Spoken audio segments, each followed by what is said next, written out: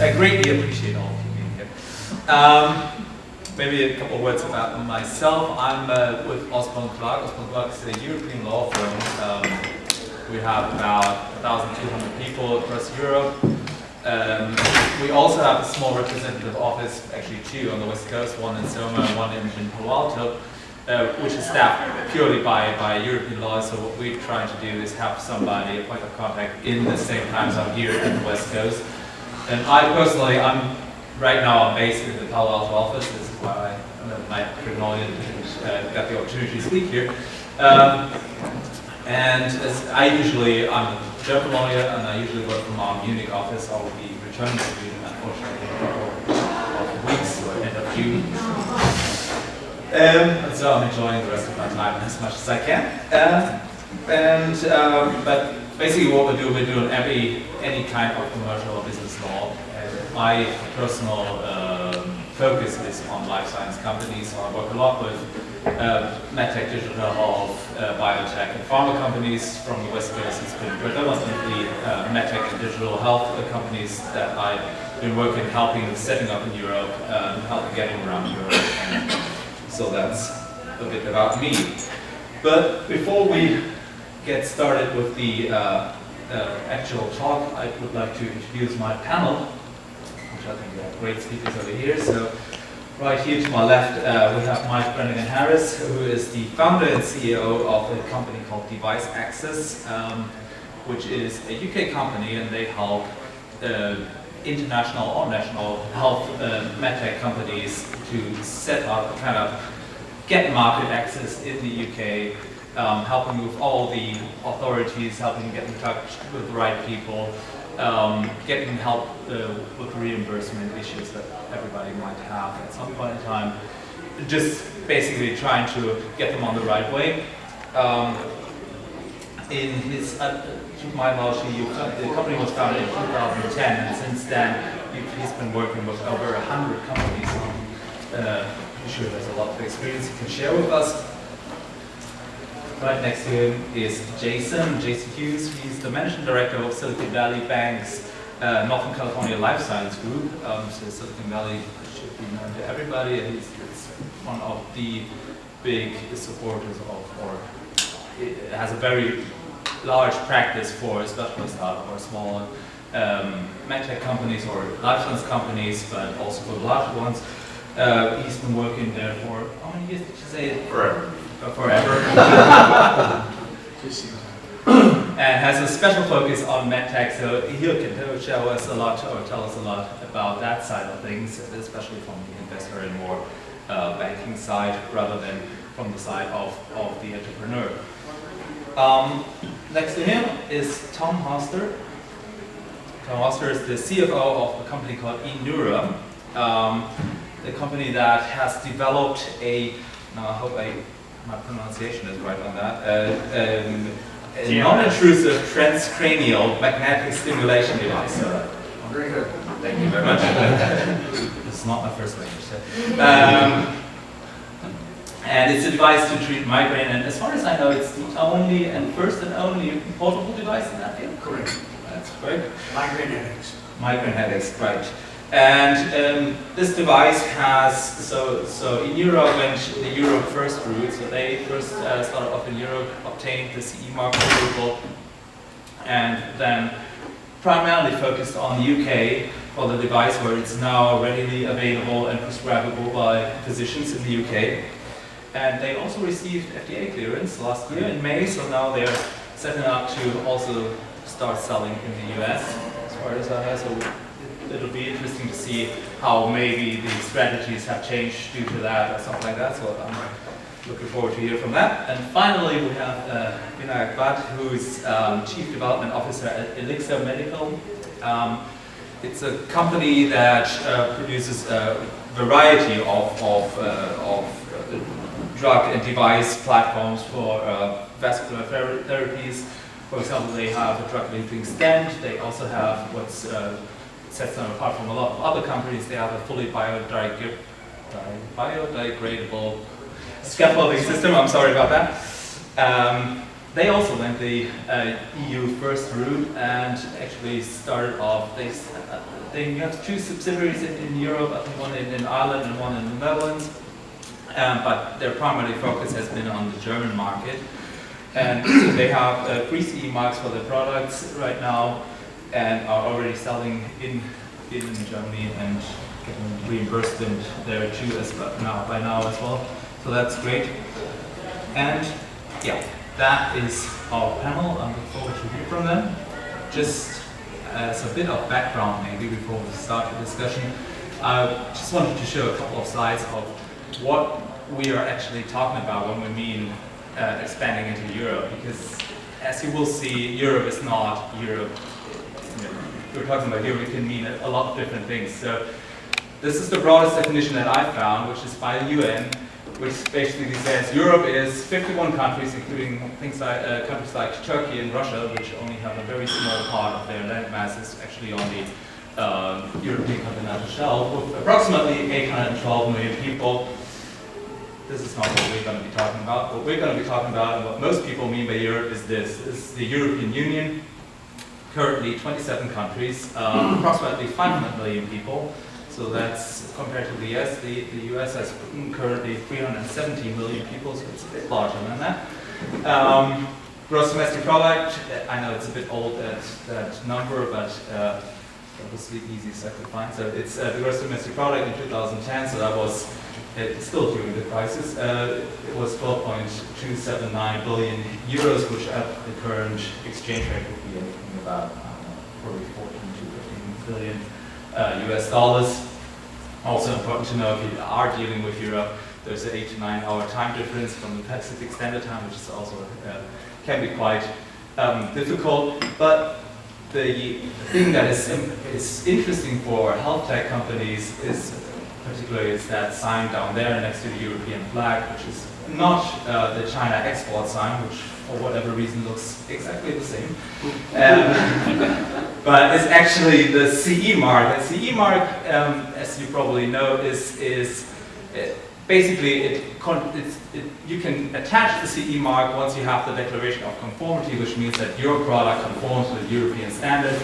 And with the CE mark, you are in general authorized to market your product throughout the entire European Union, plus a few other states, so the European Economic Community, for example, Norway, Switzerland, and Liechtenstein and Iceland, they would be included in that as well, but also other countries like Israel, for example, they would accept CE mark, and a lot of depending on the class of device that you have, a lot of the South American companies, also a lot of Southeast Asian companies, they would accept CE mark or would only require a bit more additional information for their application to get access to their markets as well.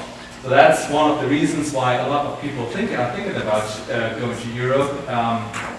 And as you know, this is especially for medical device companies, and as you probably know, medical device can be anything from what we classically know as medical device, like a pacemaker or anything like that, but it can also be standalone software that can be classified as a medical device if it serves a therapeutic use or if it has, helps actually the treatment of a specific disease, as well as software, the device combinations or anything like that. So there's a lot of, as soon as you get into anything like that where you're not purely a lifestyle product, you should be considering whether that might actually be a medical device. And if it is, you need approval and you can get the CE mark. And the CE mark, the process is much simpler and faster than FDA approval. Even if you get a 510K exception, it's in all likelihood still going to be faster to get a CE mark if you get your documents ready in time than anything else. So that is one of the reasons why people come there. But what I wanted to tell you before we start is that even though we have this nice CE mark which covers all of the European Union, it's still 27 different countries, and these countries can be quite different in their what the circumstances and environments are. So if we look at the first number here, where we say 50% of the approximately 50% of the GDP, that is made up of just 3 countries. That's Germany, France, and the UK. Those are the 3 biggest markets by far, and so those are also obviously, for a lot of companies from the US, the primary places to go to. We'll talk about a little bit about that later. There's also, unfortunately, there's been a lot of unification in the European Union, but unfortunately not in the sector of healthcare systems. There's actually 27 different healthcare systems that you'll have to deal with if you want to go there, and there's also 27 different legal systems. Those might be unified to some extent, but on other places that they're not. So things like data protection, which is always a hassle with the European Union, that can be quite difficult, different in different countries. Usually a good approach is go to the one that's the strictest, and then you'll find the rest of the countries. But you'll have to bear that in mind, that Europe is not just one place where everywhere the rules are the same. It can be quite different in the rules. But that brings us to our discussion now, where we're just gonna be touching hopefully on the why, where, and how to expand to Europe. Why? So what's the incentives? When is the good time to do it? And you know, what moves you? Why would you want to do that? Where is the question of that we just touched upon? You know, there's 27 countries. Where do you start? Where's the best place to go? Obviously, that depends on what you're trying to achieve with your move.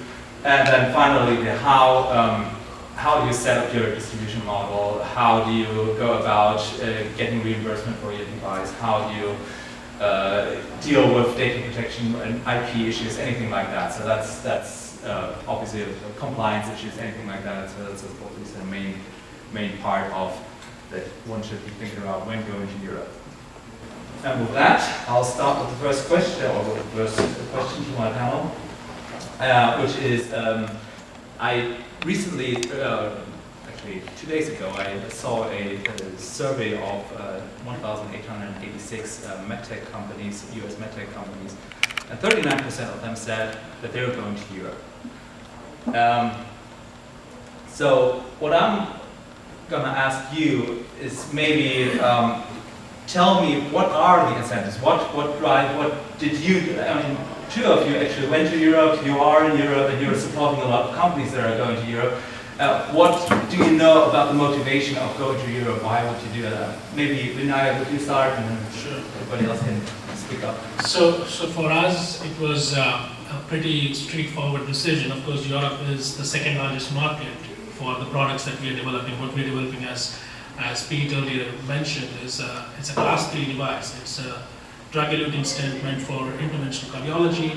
So it's a permanent implant, and of course we also have a fully bioabsorbable scaffold. It does its jobs and completely goes away. But these are class 3 devices. Requires extensive preclinical and clinical work. And of course in the US, for a class 3 device, you have to go the IDE route. To top it is a combination device. It's a drug-eluting scaffold. So you have to work with the FDA, the 2 different agencies within the FDA to get a product approved, both the drug as well as the device group. And so it's a very long process. It takes anywhere from 7 to 9 years to get a product into the market in the US with this kind of products that we're talking about. In Europe, it also requires an extensive amount of preclinical and clinical work. We had to run a randomized clinical trial, but the clinical trials that the European agencies accept are not necessarily having a clinical endpoint, but you could have a surrogate endpoint. So you could look at something with a smaller sample size and still be able to show either equivalency or superiority to a product that's already in the marketplace and get approval. So for us, it was primarily the size of the market, access and route to get into the European market was key decision maker for us to get into Europe to begin with, and then follow it with the US. Right. So for us, I think we're a little bit earlier stage than the drug-eluting stents. For us, it was important to take this device that we had created, and I know what you're thinking. You're thinking now, what does a device that provides a transcranial magnetic stimulation look like? I brought a device here. This is, when you feel a migraine coming on, you charge this up. It charges a couple capacitors. You hold it to the back of your head and push the treat switch, and it delivers a magnetic pulse through your scalp and skull into about a centimeter into your brain at the occipital lobe. And for most people, it actually stops the migraine headache. We had an FDA approval, we had a CE mark, but what we really needed to do was I wouldn't say a clinical trial, but a study, a post-market study. And the easiest place to do that, because we had the CE mark, was in the UK. So we've been providing this to patients for over 2 years in the UK, and using their experience and their experience with their neurologist to figure out how many pulses, when do you deliver it, does it act as preventative as well as an acute treatment. And so that was really our motivation going to Europe. And really just echoing what Pete said, which is it's easier to get a CE mark and get into the market in Europe than it is in the United States. We picked the UK. I'd like to tell you that it's what Pete cited, which is the approval process in the UK is pretty onerous. And once you've done that, then it's easier to go to other countries. Fact is, this has a screen on it that gives you instructions and it tells you it's not working or too hot or too cold or something. And the screen only speaks English. And in fact, one of the impediments to going to Germany is, of course, the words in German are so long they don't fit on our screen. So, sorry, Pete. So that was our motivation for going to Europe. And right now, we're just in the UK. We've just gotten FDA approval in the United States, our clearance, and so we'll actually be spending most of our efforts in capital expanding the US market, and the rest of Europe will just have to wait. So yeah, I don't have much to add. I think it's the same theme as I look across our portfolio of companies from very early stage to later commercial stage companies, that it's regulatory and it's a lower regulatory hurdle. And companies are able to get the product to market sooner. We've seen that they get to market. Sometimes it's a longer road to scale, but at least the companies get some commercial activity. I think the interesting shift we've seen recently is in terms of investment. We're seeing much more investment coming from Europe. European VC investors are beginning to take the place of U.S. investors who've really pulled away from medtech. So we're seeing opportunities for European-based venture firms, Chinese firms, Russian firms, and hopefully that will continue to pick up, particularly at the early stage, which has been the hardest part to finance. Yeah. So echoing what my friend Steve was saying, just a bit about what I've done over the last 5 years with device access. I've helped over 100 clients gain access into the NHS, and I'll explain what the NHS is in a second for those who don't know. A lot of the Bay Area companies, and so in a nutshell, why would you want to go to the UK above the other countries, of which Germany is a very, very big and attractive market as well. But we have a body of government, basically a publicly funded health system called the National Health Service, or the NHS, that cares for 60 million patients, and it's one organisation. It's the third largest employer, I think, in the world, behind I think it's the Indian Railway and Walmart or something like that. So it's a huge organisation, employs a lot of people. So it's one system, and the beauty of the NHS is it's publicly funded, so anything that's bought is bought for different reasons than how things are bought, and the incentivising in other markets, particularly the US, where a lot of activity is driven by the reimbursement and how much the doctor earns by performing a certain procedure or doing something. The NHS is, if somebody's doing something, it's because it's the way it's funded, it's a public system, so the money flows are very different. It's government money, publicly funded. So that's very different. The thing that I always describe and talk to a lot of medical device companies that are interested in coming to the National Health Service is really stressing that a New York fireman, for example, doesn't carry a business card. And if you put out 15 fires yesterday and 10 today, it didn't mean you earned more money yesterday.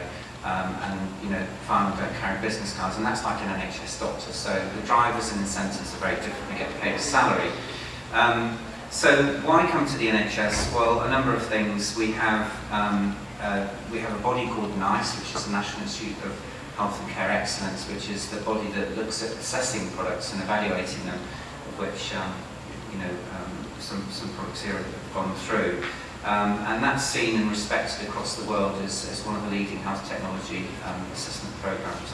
And NICE approval can have a very positive reflection on share pricing. If a product gets NICE approval, it helps across the European area as well as America as well. So it's a very powerful thing. And NICE itself, the actual organisation, have more recently in 2010 introduced a number of new programs that look at devices very, very differently to how they did before that. So levels of evidence that are required and different, the way they look at diagnostics and procedures and medical devices is very different streams and new ways of looking at that. So we have a very well recognised body called NICE. We have a equivalent, I'd say, to the NIH of America, the National Institute of Health. We have a body called the National Institute of Health Research, which is, again, funded. The NHS spends $18 million a day on research, so there's lots of money being spent, lots of public money being spent on research. And for a number of my clients, we've been able to get publicly funded research for their products in the UK, which again is a very powerful endorsement that public money is being spent on US products to get them evaluated, and that can be very powerful as well. So there's two bodies, NICE and NIH are the National Institute of Health Research. Just touching on some other reasons why comes to the UK is that the UK economy is very, very strong and very, very good. We're the fastest growing, the second biggest in Europe, and we have the lowest corporation tax in the EU as well.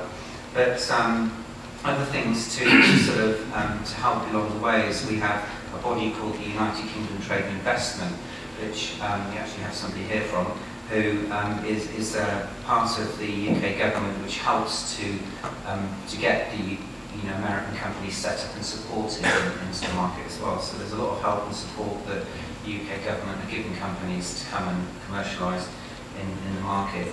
And just sort of finally, other reasons to come to our market, the NHS, is that unusually, and it's something that we as a company offer, is every time a patient is admitted to a hospital, all those records are taken as they are in other markets, but we're talking about one healthcare system here.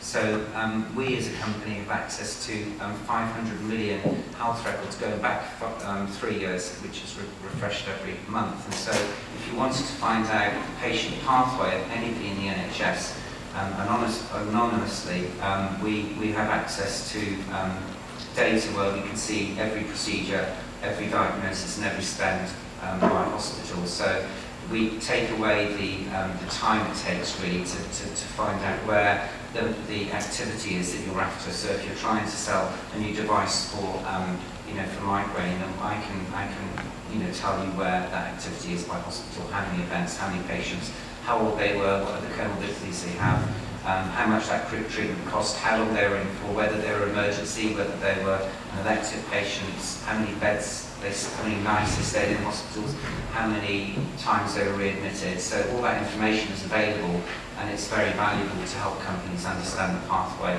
of patients in the system. So that's a very powerful reason to come to the United Kingdom and the NHS. So there you go. Thanks, Mike. Now we have a lot of advertisement for the UK, and we saw different reasons. You said you go to the UK because of the language barrier. That's obviously also I mean, even if you're not dealing with authorities or administrative bodies, which even probably in all of the other European countries will not accept any English documents or anything like that. But I would like to hear from you, just from your experiences, what are the countries that people actually go to, the companies that you have been working with? Are there, because we saw that there's 3 large markets, there's France, there's Germany, there's UK, but there's also a lot of other markets and maybe different diseases or indications are more common in other markets. So maybe yeah, from my experience, it's nothing different. That everyone starts in the UK or Germany. Large markets, similar legal systems, regulatory paths that are well worn, capital system that people are accustomed to. No major issues with corruption. So those are the markets that everyone starts in. People tend to go direct, and then some of the smaller markets. Then once they're established in those larger markets, then move into smaller markets, often through distribution. Right. paths. Okay. And what just from you both started very early on. It was your first route to Europe, but I can imagine there's also different times in the life cycle of a company that there might be other times when it's a good time to go to Europe to do the move. If you're not, you might be first going to Asia or something like that and go to Europe later on.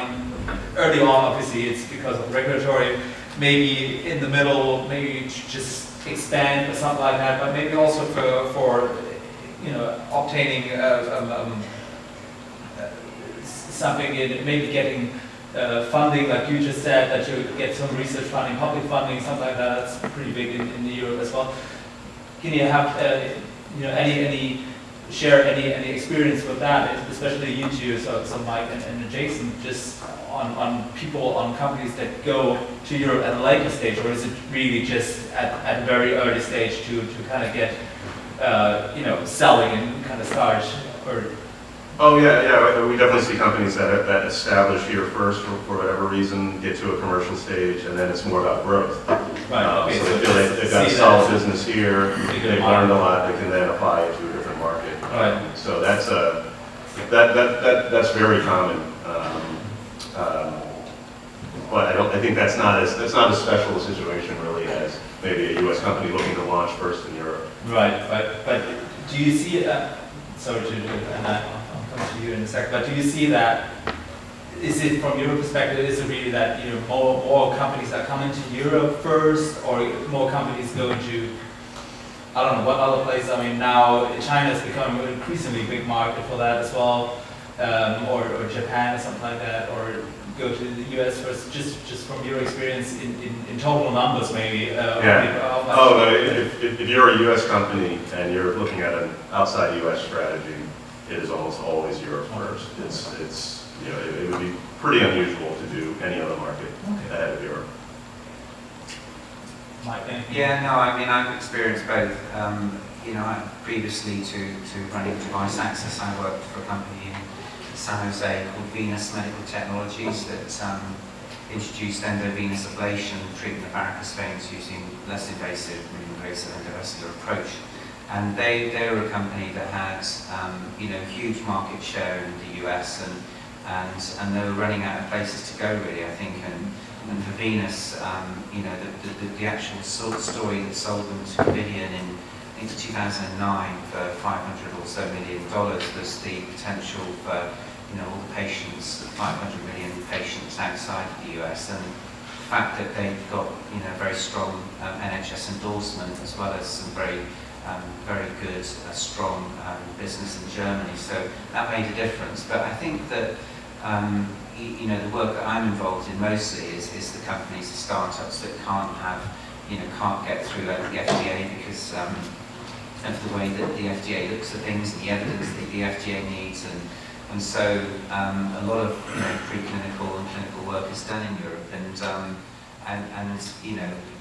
take the NHS for example. We know that's a huge opportunity, and having one healthcare system, one public healthcare system makes the NHS a very attractive place to go to get that clinical evidence, patients recruited, and it's a big driving point, and it helps inward investment for the UK as well. So and they've really, in the last I guess the last 3 years, the infrastructure that the NHS has put in place from a research and perspective has been amazing. And on top of that, the research and development tax credits that the UK government are offering companies and startup companies to do that work is very attractive for US companies as well. And patent box and taxes, that are very, very attractive. So yeah, lots of reasons to look at Europe and UK first. Okay.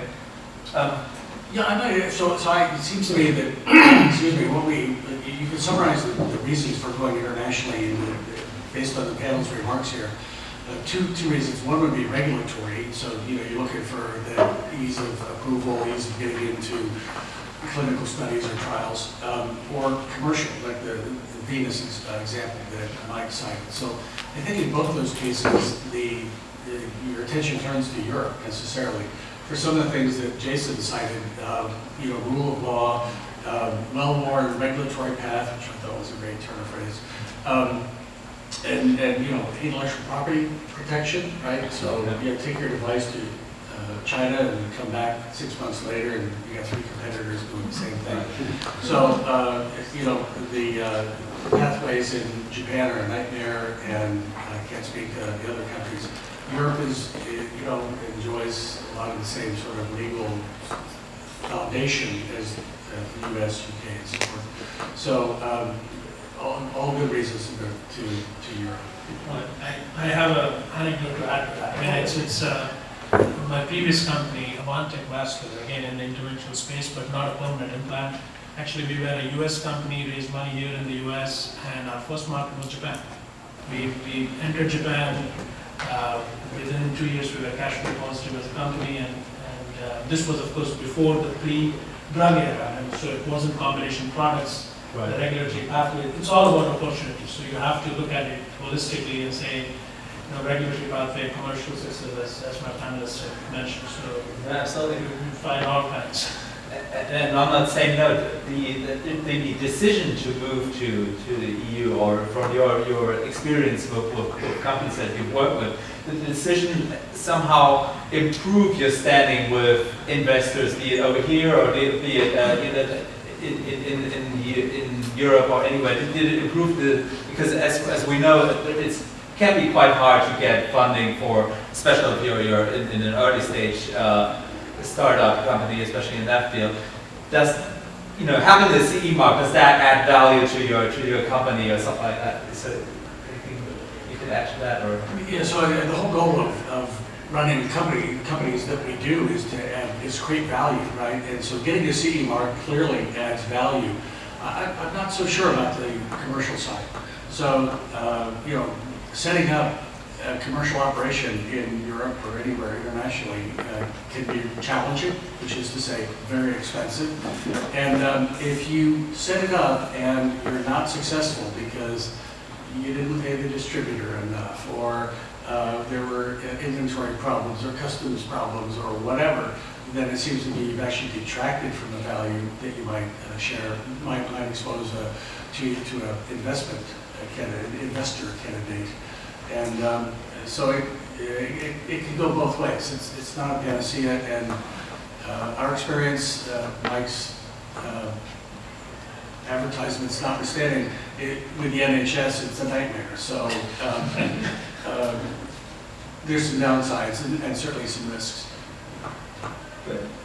Have you actually seen that there's investors that you talk to, or maybe get more funding from somebody, and you said, oh look, now we got a CE mark, something like that, that actually improved your chances? Absolutely. And by the way, a lot of our startup medical device companies expect the exit to be acquisition by a large medical device company, right? Let's not kid ourselves about that.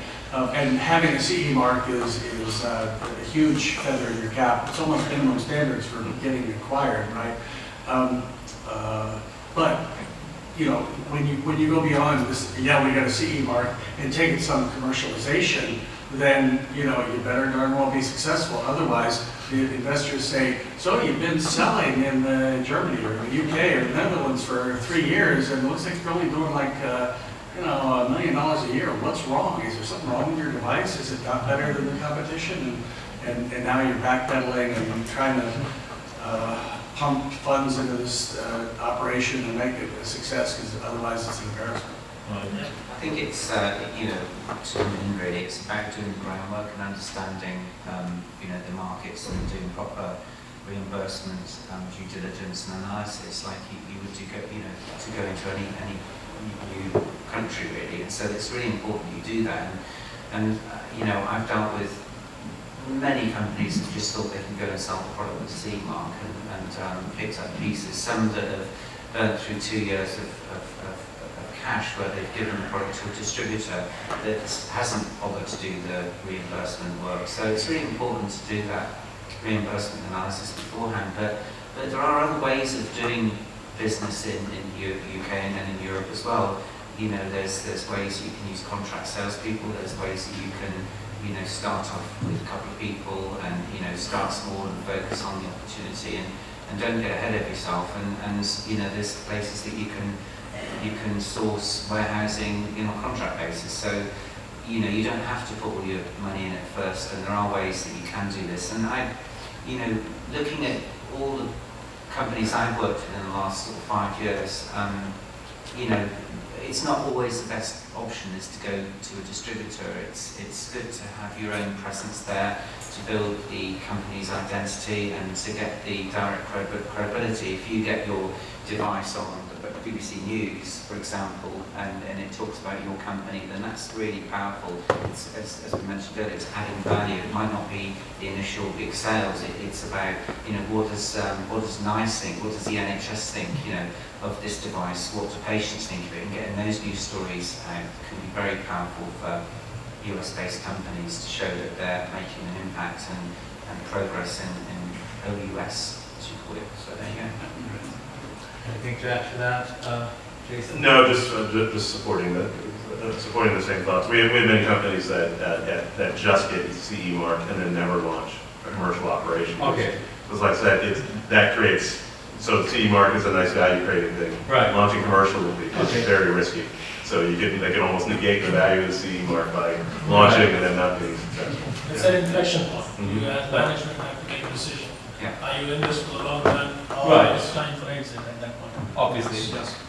So, and if you decide to go to be in it for a long run, I mean, you're a bit ahead of me, so that was my next question, and you kind of answered it already, is what do you think is the best setup to kind of start operations in Europe? Do you think that it's a good thing to have a subsidiary there with you know, your own sales force, your own people on the ground, something that you have more control over things, or do you think that it's a better, for maybe some companies, a better idea to just, you know, do it from here remotely, have some distributor, have a third party as your local representative or authorized representative? I mean, you can buy basically any services in that field, so you don't have to be actually physically present in the EU to do that. But from your experience, what do you say is the best setup that, or the most promising for success? At least from our standpoint, we did look at all options. We looked at just the distributor route, being direct route, and then the third option was a hybrid route. And we decided the hybrid route was the way for us because, as Mike was mentioning, I mean, if you just go distributors, you really don't have complete control on, you know, what they have in their back, what they're selling, how much time are they spending on your product as compared to other products that they have to sell to make their business viable, and how are they representing your company. All of those questions have to be, you have to get really comfortable with the fact that they would represent you the way you would want to be represented. Being direct has, of course, a lot of pros, but at the same time you have to be ready to put in that investment to ensure that you have your subsidiary there, you have your direct employees who are going to visit the physician and talk about your product and actually make the sale. So the most important market for us in Europe, we are direct, in Germany, and then we are through distributors in 10 other countries in Europe and in other parts of the Middle East and in Southeast Asia as well. Certainly, our experience, so we did set up a subsidiary in the UK. We hired Osborne and Clarke, there's your advertisement. But you know, this is the 21st century, so as you know, especially here in Silicon Valley, you know, you can buy things, you can rent them, you can do them part-time, one from column A, two from column B, whatever.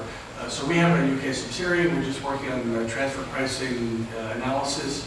But for example, to echo what Mike said, we have a warehousing, or I should say logistics partner in Oxfordshire who works for us just on an outsourced basis. We have 2.5 people working for us in the UK there on a contract basis. They're not employees. We do have a subsidiary. We outsourced accounting for Whiteville. So you can outsource stuff, you can buy it, you can rent it, whatever you want. And you know, you guys probably do the same thing country by country, right? So a lot of flexibility these days. Right. And do you think that also depends on the device that you're selling? So if we're now talking digital business, for example, not digital business, but digital health, if we have a device that's pure software, which is still a medical device, which may not need as much attention or something like that, do you think that there's the best route to Europe might be in this case to go just through distributors, or kind of market it from the US? If it just goes through the App Store, you don't really actually need, maybe you don't need a force on the ground, but maybe you still need somebody to actually talk the people through it with it and something like that. Is it? My last job, I had bad experience with distributors. You really have to have the better product. You have to have customers almost demanding your product in order to get it pulled through the distribution channel. It has to be pulled through the distribution channel because your distributor is probably not going to push it. You set up this distribution thing, you train your salespeople, you go back to the United States, oh baby, we'll sell it in Europe now, but then nothing happens, and it turns out, well, we weren't really trained, or actually the other product people, you know, they're spiffing the salespeople better than you are, so you need to spend more money. And if you just spend another $1 million in marketing, then probably people would buy it. But you know, it's a nightmare. The distributors are looking for the easy sale. Absolutely. You know, it's the person out there with a bag, and he's got some time in front of a decision maker. They're going to pull out the things that they think they can sell easily. And so my theory is that if it's something truly innovative, and we're usually looking at things that are truly innovative, right, and you know, maybe you're creating or pioneering a new market, then it has to be a direct sale, because that's more, it's evangelizing. Right. If it's something that's kind of a me too or an incremental improvement, then the distribution path can work, but it's very product specific. Yeah, I definitely agree with that. I mean, I think the problem with, you know, if you're a startup American company and you have something that is, as you said, innovative and different, requires say a very specialised focus, then definitely have your own people.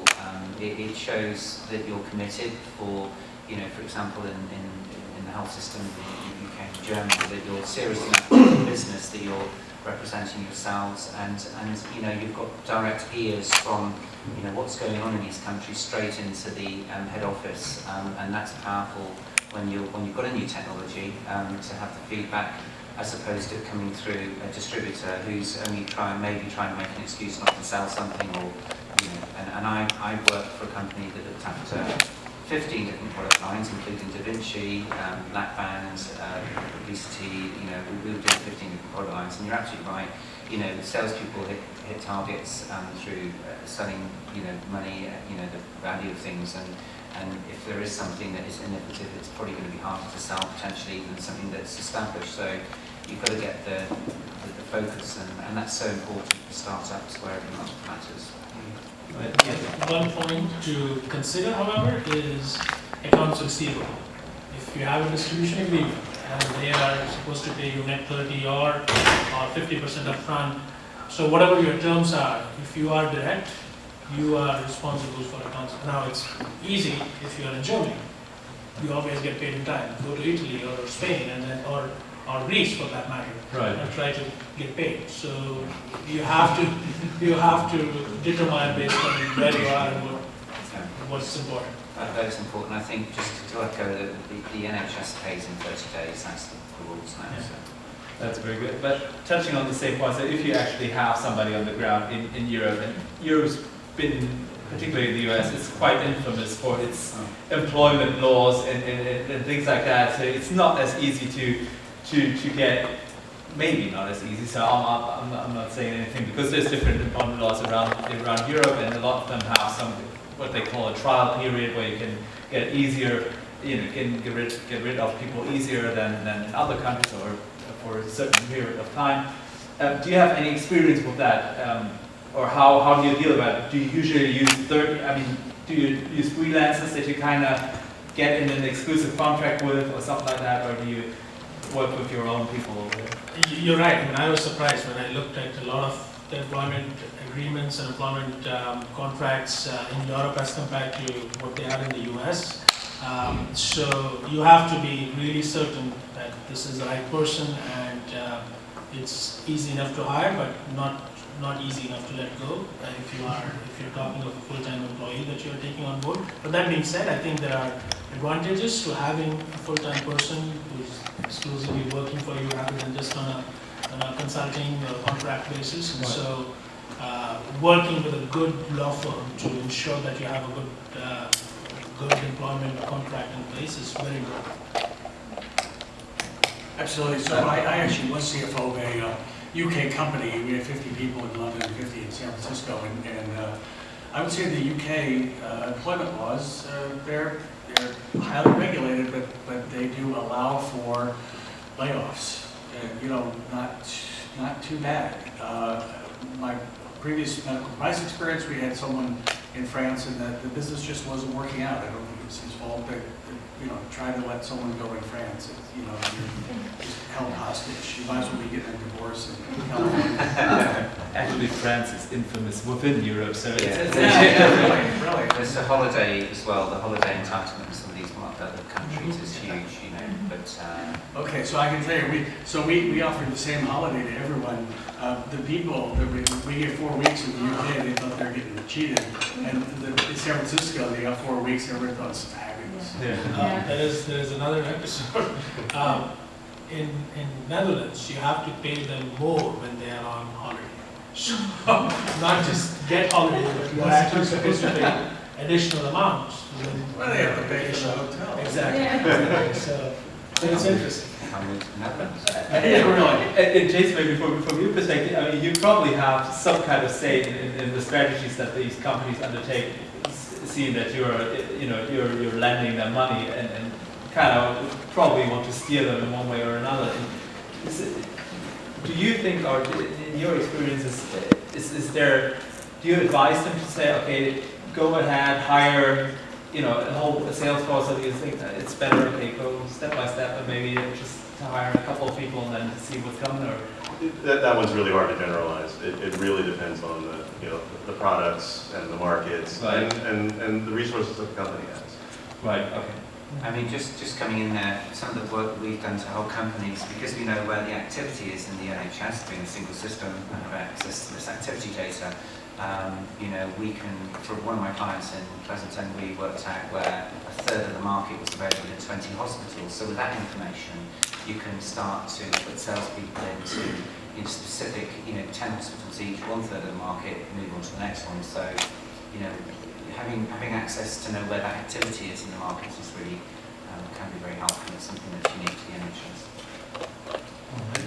Touching on another. Is there time for questions? I think there will still be time for questions. Yes, 5 minutes. Okay, we're 5 minutes and then it's all over. And then, yes. Okay, I'm sorry. Okay, Dan, please go ahead. Wait, actually, I have a few questions. The first question is, the NHS data, is that available to the public?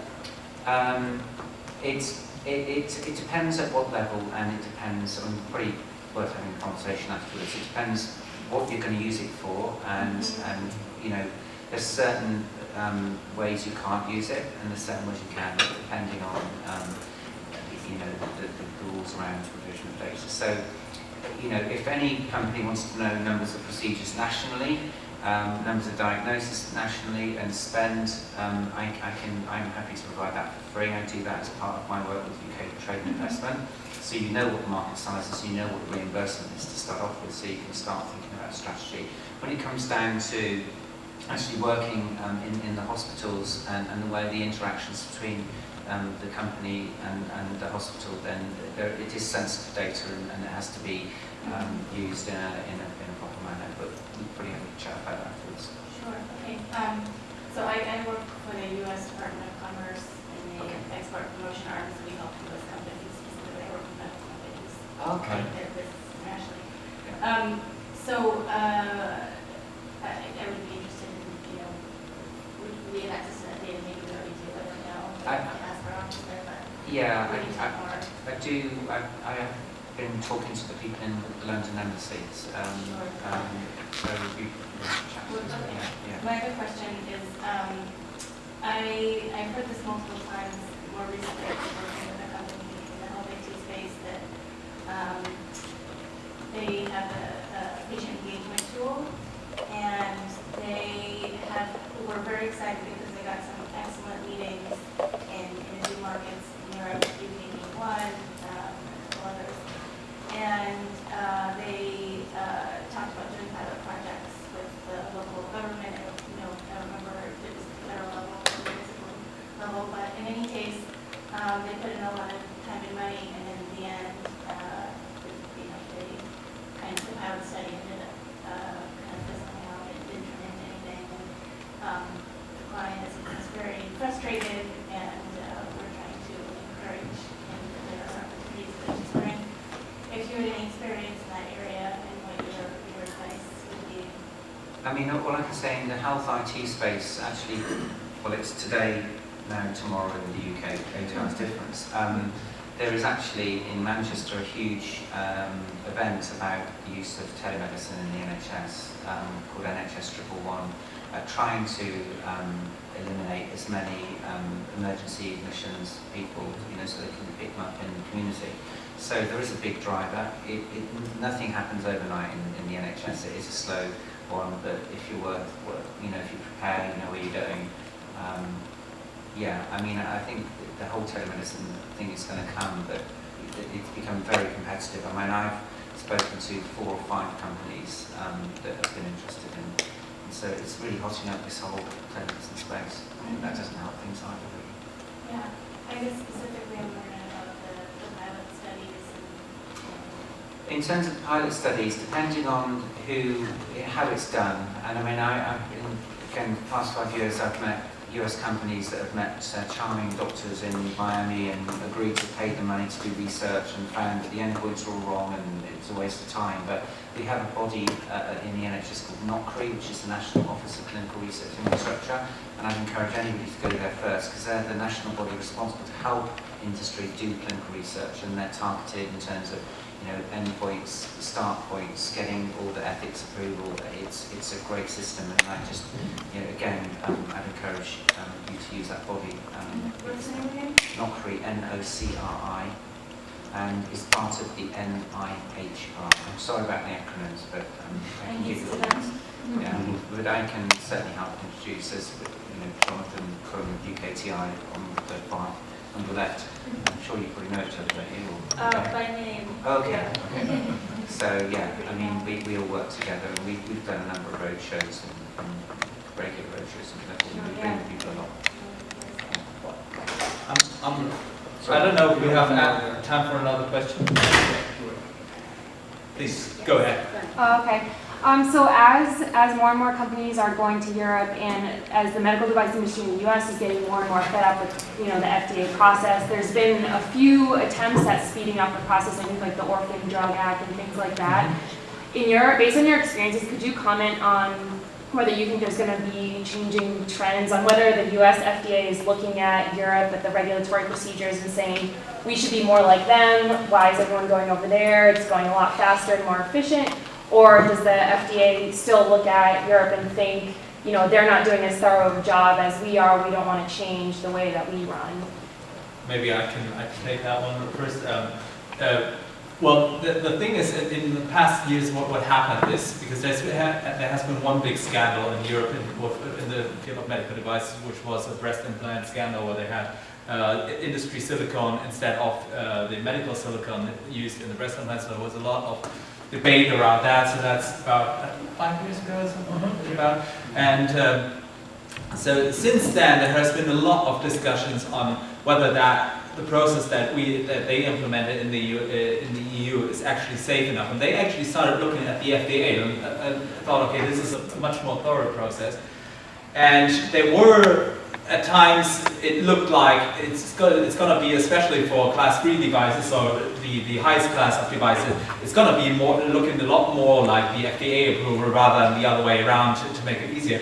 However, there's been to my knowledge, there's been 7 different proposals on that. One has actually been already through the European Parliament. It just had to be passed by the European Commission, but it never went through. And each time around, it has been watered down even more. So I don't see that there's going to be much change in that. I do see from the US point that they do, because the EU, they are seeing that as a selling point as well. And obviously it is, because a lot of people will come to the EU just because of the easier access to the market. And we do see that the US are kind of looking at it and thinking about it. But honestly, I don't see any big movement in that. I do see that they have some different routes. So there's the 510K exemption, there's the, what you said, the orphan drug, and those are there, but I don't really see a trend going that they say, okay, we're just gonna simplify it and do it basically as the EU does. They're still doing their own thing. I think people are always remarkably positive about working with MHRA, which is the equivalent of the FDA in the UK. There seems to be a terrible fear of the FDA, even outside the America. I deal with it. A lot of companies are, scared about what's said on the literature, and they still write on there, not for use in outside the EU, or not for use in the US, and all this law where the FDA can shut businesses down. It's really a much more open and consultative, it appears, experience. One comment. FDA is extremely receptive, however. I mean, we've had multiple meetings. They're extremely receptive. They have new programs, even for not just orphan drugs, but even for devices, to be able to start first-in-man studies in the US. So that is something that we definitely experience. Yes, it's a longer process to get to the US market, but I think it's much more thorough process. But from an interaction standpoint, having discussions with them, it's always very scientific and a very thoughtful process. And we are seeing more regulations in the EU in terms of unannounced audits by notified bodies. Right. Those are a part of the new regulation. That is partly because of the scandal. There's been a lot more activities, a lot more funds going into the administrative or the competent authorities that are surveying and supervising the market. So that's well.